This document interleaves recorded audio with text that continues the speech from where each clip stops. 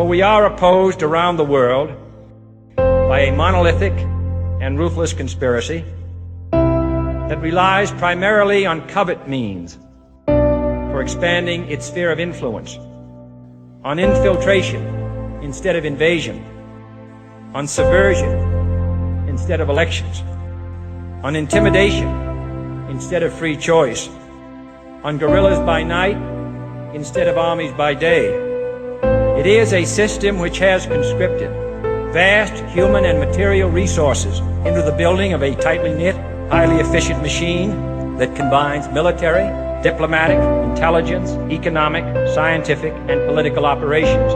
Its preparations are concealed, not published. Its mistakes are buried, not headlined. Its dissenters are silenced, not praised. No expenditure is questioned, no rumor is printed, no secret is revealed. I've since been plagued by guilt anytime I see an elderly man, like the one who couldn't walk, who we rolled onto a stretcher and told the Iraqi police to take him away.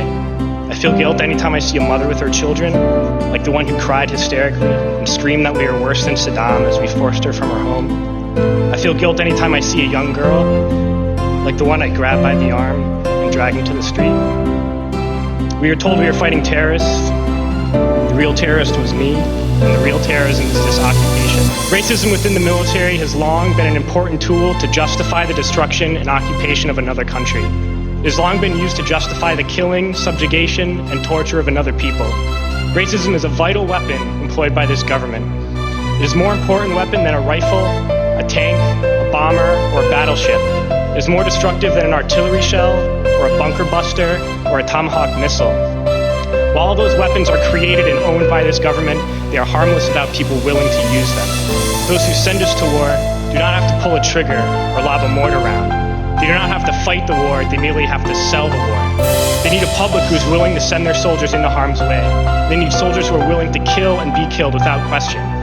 They can spend millions on a single bomb, but that bomb only becomes a weapon when the ranks in the military are willing to follow orders to use it. They can send every last soldier anywhere on earth, but there will only be a war if soldiers are willing to fight.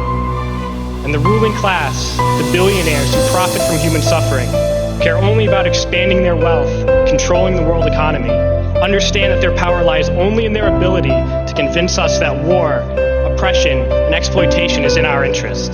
They understand that their wealth is dependent on their ability to convince the working class to die to control the market of another country. And convincing us to kill and die is based on their ability to make us think that we are somehow superior. Soldiers, sailors, Marines have nothing to gain from this occupation. The vast majority of people living in the US have nothing to gain from this occupation. In fact, not only do we have nothing to gain, but we suffer more because of it. We lose limbs, endure trauma, and give our lives. Our families have to watch flag-draped coffins lowered into the earth. Millions in this country without health care, jobs, or access to education must watch this government squander over $450 million a day on this occupation. Poor and working people in this country are sent to kill poor and working people in another country to make the rich richer. And without racism, soldiers would realize that they have more in common with the Iraqi people than they do with the billionaires who send us to war.